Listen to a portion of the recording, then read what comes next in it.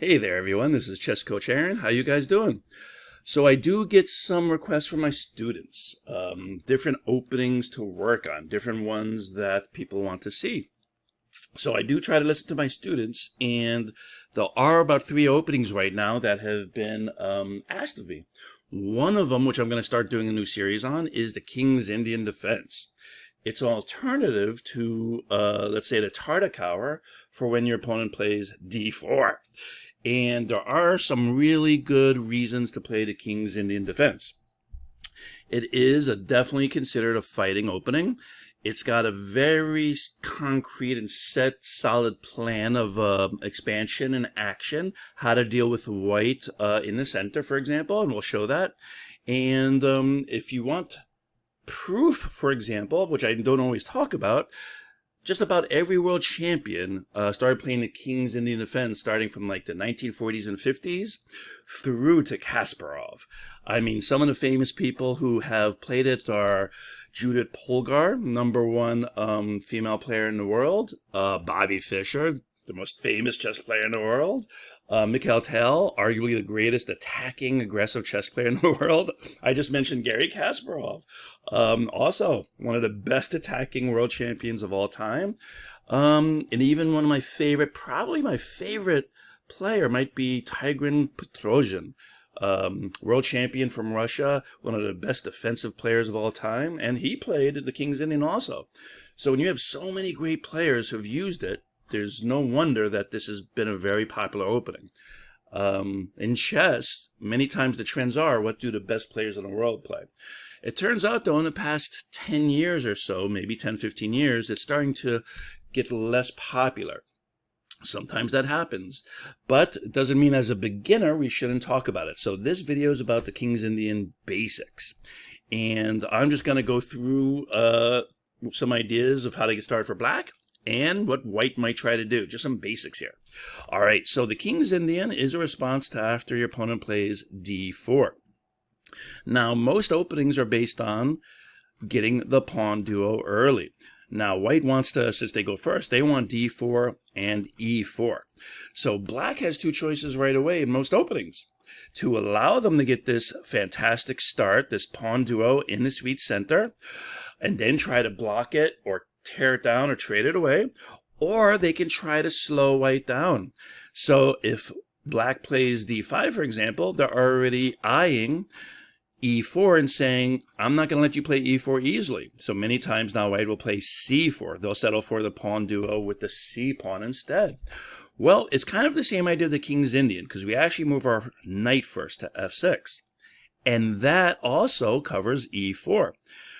By playing a kingside piece, though, we are showing white right away that we're probably going to castle on the kingside and short. And indeed, most of the time, we castle very quickly in the King's Indian for a reason. But anyway, this is move number 1, and we take away e4 so they can't safely, get that pawn duo. They would just lose a pawn if they play e4. So now they usually substitute it with c4. So they get this pawn duo, which is almost the same, but of course not quite.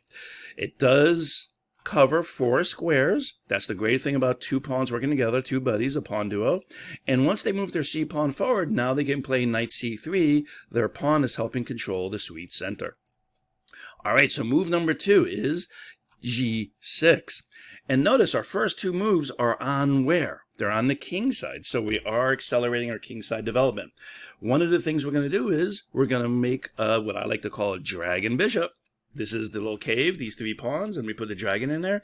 And this will help control the whole board. So you are still letting white kind of get a large center if they want. For example, now white normally plays knight c3, and this will support an e4, which is kind of weird. You might say, why did we on move 1 play knight f6 to stop or slow down e4? And now here it is going to be a move 4, and they should be able to achieve it. Well, we didn't play knight f6 necessarily to stop them. It's actually very hard to stop them in the long run. We did it to slow them down and develop so we could castle. While white is making a lot of pawn moves, we hope to get our pieces and king set and then attack their center. So, move number 3, bishop g7. Almost always when you create this little cave, as I like to call it, you put the dragon in the cave, of course. Next, move number 4. They did play knight c3. They can support e4, and now they have this tremendous center. All right.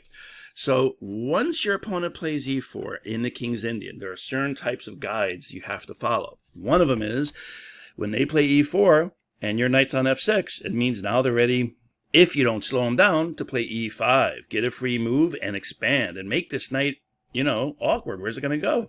There are no great places to go forward because it can get trapped or it's already covered by a pawn on d5, for example. The only safe place is actually to run home. So that's not an ideal situation. You don't bring your pieces out just to run backwards if you can help it, of course. So now we have to kind of slow down e5. But this is easy, and this is part of the plan. The plan is our light square bishop is happy. We now play d6, which means we're helping slow down e5. Indeed, now, once they play e4 and we play d6, and again, you have to always kind of respond to that. They play e4, we play d6. So once you respond to it, now e5 is actually too early, and this will unleash the powerful dragon bishop. If we capture, which obviously you should, we already are aiming queen to queen, but more importantly, we can do the queen trade, which we probably should do. They'll take back with the knight to not lose castling, or maybe they'll even take with the king, who knows. But once we play knight g4, that means one attacker, two attackers on this pawn. So we already have very good play. Capture, and we can do this a couple different ways, but the number one way is simply put a lot of pressure on this pawn. And notice, queens are off, their knight went backwards, we already have more activity, and we're attacking a pawn. We also can bring our knight out, our bishop's got great places to go, we can castle along, put a rook on the D line once we castle along, so we already have a lot of activity here. Basically, all they can really try to play is f4 now to kind of support this pawn, right? Because we have two tall pieces attacking their e-pawn with no protection. So they have to move yet another pawn, and we're way ahead in development. All right, so that is not necessarily ideal for white. So once we play d6, whoops, let's flip the board. Once we play d6, we've kind of covered the basic start for the King's Indian. So now let's just talk a little bit more about our ideas to go further as black. And actually, let me not even move the white pieces just for a moment. All right, so getting started with the King's Indian. Knight f6, g6, bishop g7. Almost always you're going to play d6 because you have to worry about them getting e5. So you play d6, and that helps control e5. Very quickly we usually castle, and this is actually important because we want our queen to be protected by a tall piece. Rook protecting queen. Oh, let's move the white pieces just so we can show why. Sorry about that. All right, let's set up white here. And here we are. And it's easy to tell the number of moves at the beginning of a game, right? 1, 2, 3, 4 for white. 1, 2, 3, 4 for black. Excellent. So it's white's fifth turn. And I actually want to show you one of my favorite chess sites. I usually do this every so often. And this is going to be Chess 365. So hold on one moment. All right, so here we are at one of my favorite chess sites. And I just like to use this, not necessarily because it has the best database of games. Database is when it holds a lot of games in one place, a lot of information of moves in one place. But I just like the presentation. I like seeing the breakdown. You can see over here, percentage for white to win, gray is for draws, and red is for black to win. So you can kind of get a quick and easy look at the win percentages, and you can also see the moves played in a position, and the number of games is played. For the number one played move here, for move number 5 for white would be knight f3. And so if we take a quick look after 4 moves, you can actually see white has a ton of choices. They can play knight f3, number one move. f3 is played a lot. Bishop e2, f4. I've had h3 played against me quite a few times. Even bishop d3, and even knight ge2, even bishop g5. And there are just a lot of choices here for white, all of which are pretty consistent. So if you'll notice, though, it's also very consistent for black. And now you might say, Coach Aaron, I'm looking at these percentages, starting with knight f3 and going down to, let's say, g3 even. And notice bishop e3 is not a good move right now, which is surprising how bad it is for white overall, in general, on move on 5. You would think it's hard to play such a bad move so early. Bishop e3 shouldn't be that bad, but kind of digress a little bit.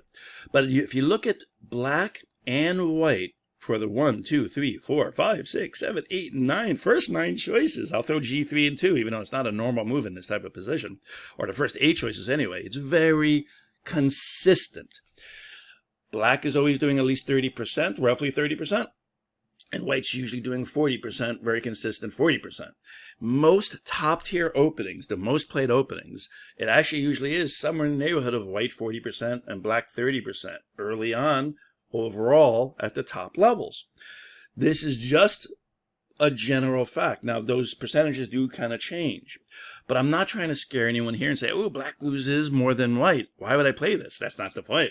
The point is the consistency, because you can learn any opening. Openings are personalities. So try the King's Indian to see if it works for you and what you like about it. It is an opening that gets your pieces developed, lets your opponent kind of get the center, but then you hit the center. And we'll talk about that in just a little bit when we finish this up with the basics of how to play the King's Indian. But it's the consistency. You have the same idea and setup with your pieces and pawn structure, especially against just about every start that white will throw at you. So these first 8 or 9 or even 10 with the bishop e3, different ways that white can start to go, all these forks in a road. Black has a very consistent way of playing very well against all of them. A very consistent plan. And this is really important for beginners. This is why this is a top-tier opening with world champions and lots of great players. I mean, you can't get greater than Bobby Fischer and Garry Kasparov and Mikhail, for examples. But this is also really good for beginners because there's a certain pattern which works against almost every choice that white does. A great setup, and I'll continue that in just one moment. But that's why I wanted to show you this, how consistent it is against every choice that white does. So let's get back to going over some of the moves. Hold on. All right, so let's get back to a couple more of the basics, a little bit more beyond move 4 for sure. And to show this pattern that black's going to try to achieve against basically most setups, almost every setup white does. Not necessarily everyone, but most. And part of what I was saying a moment ago is that we want to castle quickly and protect our queen. Here's why. Let's say white plays their number 1 move. We just showed what it was. It's knight f3. Number 1 move. Now we castle. All right. Now they have a bunch of choices, such as where can a bishop go? f3, bishop d3, bishop e2. They want to be able to castle, and they want their pieces ready for action. So bishop e2 is played a lot here. They just want to get the bishop off the back row so they can castle. Well, now we can do e5. And this might be a slight trick. You can call it a little tactic. And there's an idea behind this which works. And number 1 is simply that our queen is protected. So part of the idea for the King's Indian as black is we get our pieces developed on the king side, we castle, we have 2 pawns, one to help our bishop develop, one to control their center from expanding, and then once we do this castling, now we strike at the center. They have these 3 pawns usually, once in a while they'll even have 4, and now we strike. And we strike on a dark square. The number 1 move that I'm going to say to do would be e5. I feel like the King's Indian really works best with e5. At the right time, though, there are times instead you play c5, which makes it very much, many times, feel like a dragon Sicilian, actually. Or it can go into the same type of ideas. And it's amazing how many openings kind of transpose. They do the same ideas or themes or different things, but they kind of are similar. So if you've ever played Sicilian, or you played a dragon Sicilian especially, because this is a dragon bishop, c5 can often feel like that. All right, so e5 is the number 1 move here I'm saying to play, and our queen is protected, and this is great. We are striking at the center. We're kind of trying to make white make a choice here. And we can do this safely. We're not losing a pawn, even though it looks like they have 2 things attacking, simply because we have knight capture e4, unleashing our dragon bishop. Notice how strong this bishop has been so far. I already showed a moment ago it could do something. Here it's going to be unleashed also. So once we have this strong bishop set up, white wants to contain the center, control the center, and stop your bishop being strong. If they take here, well, we take back, and let's just say they go for this pawn. Right? They could take the queen first, and that's why we want to protect it, or they could take the pawn. But either way, we're going to get our pawn back. We take their pawn and we unleash an attack on the knight. So the queen trade could have been done first, or they could do it first. But either way, we are getting our pawn back, right? They could take the knight, and we take a knight. Fair trades. But notice what has happened. Their center has totally disappeared. It's gone. So they worked hard, right? They put 2 or 3 pawns, usually 3 if they can, in the King's Indian. They usually get this pawn trio instead of pawn duo. And where did it go? Why did they even bother? If now they only have one of those pawns left and it's on c4, kind of blocking their own bishop, it's all by itself. It has no one working with it.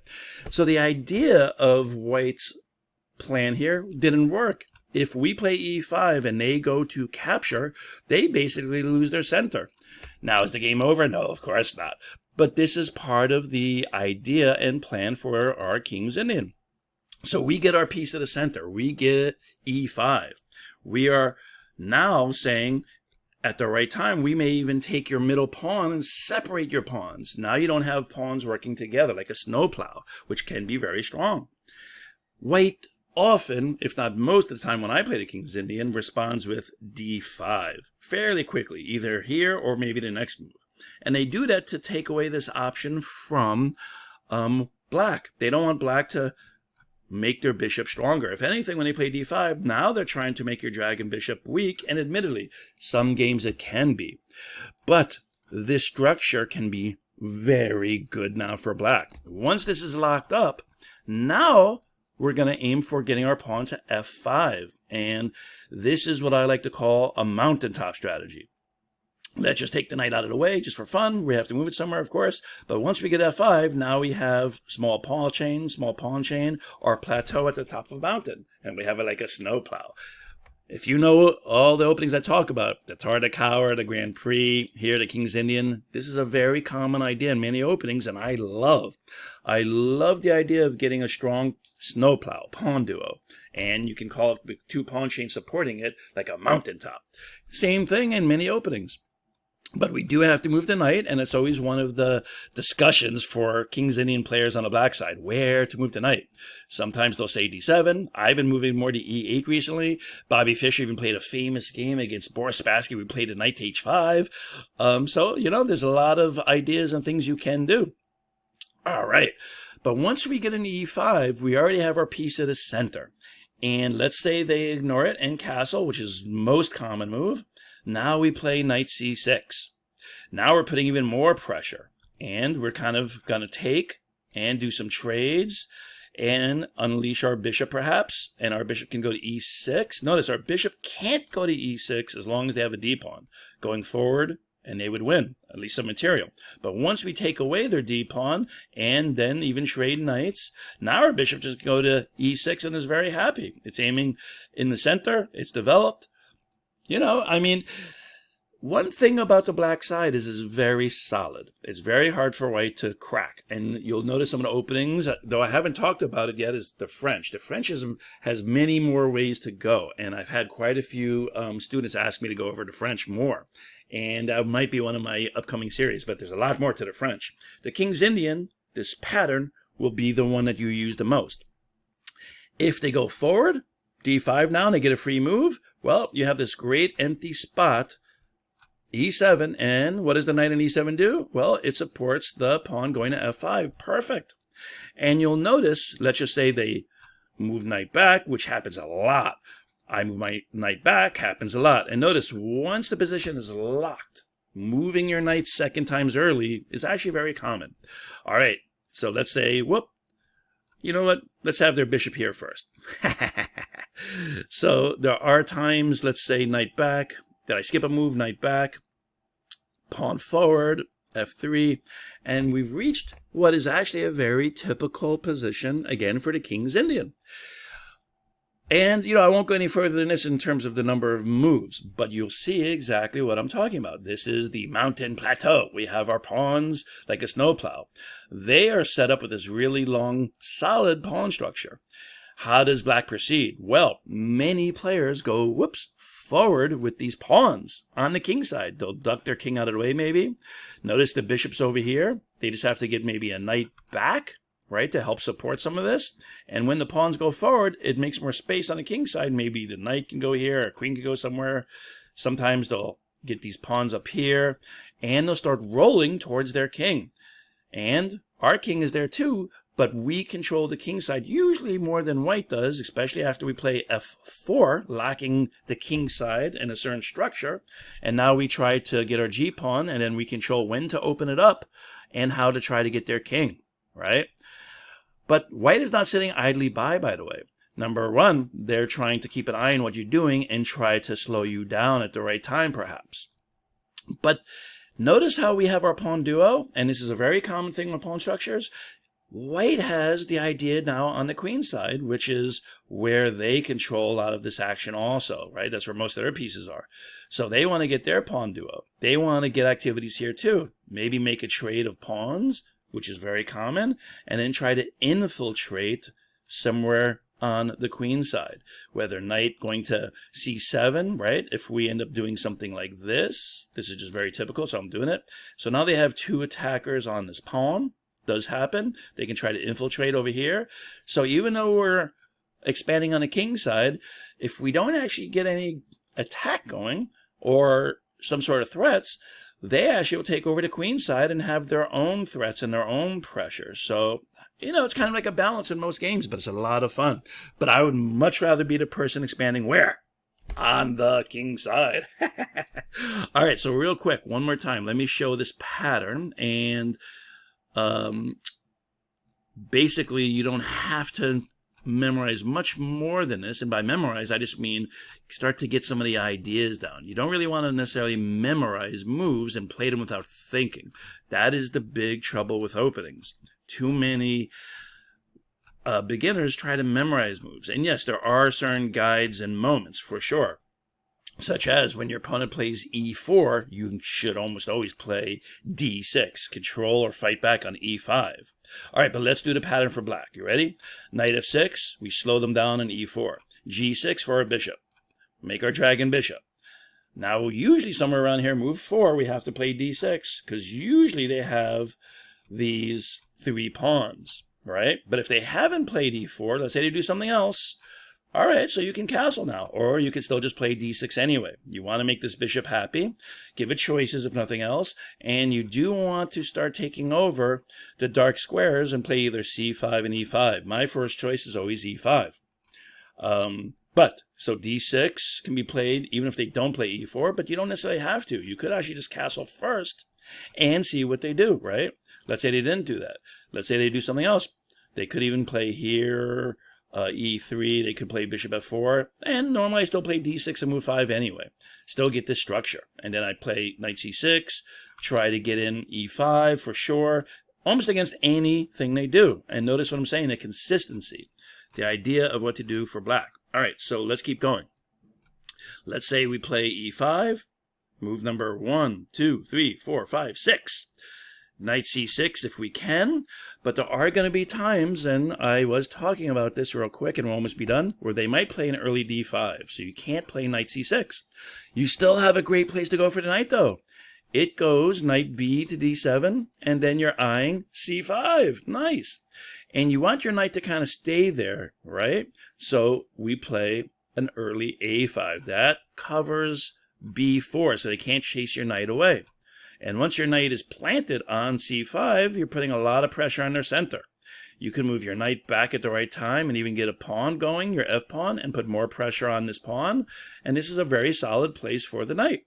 And if they play something like a3, trying to get b4 in, well, they have to be careful. Rook versus rook. So right now, even b4 does not work. They would just lose a pawn, right, because there's a pin. Rook versus rook. Later on, though, let's say they have the bishop out of the way just for fun. Could even be here threatening your knight, and sometimes they'll take the knight. I actually don't mind that.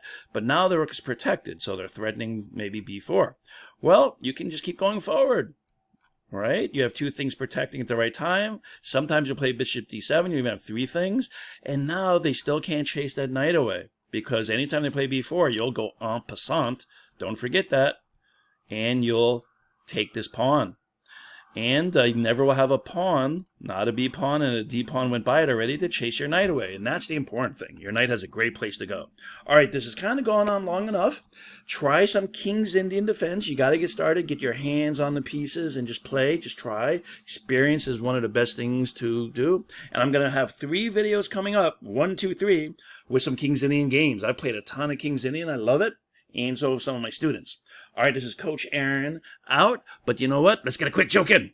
And I think I've said this one before to a lot of my students, but I haven't said it to you through YouTube. And that is, why did the orange not cross the road? Lot of things cross the road. Chickens and other things cross the road. And there's a lot of good reasons to cross the road. But why did the orange not cross the road? Well, this is an easy one. Because the orange ran out of juice. All right, this is Coach Aaron out. Peace. Play some King's Indian.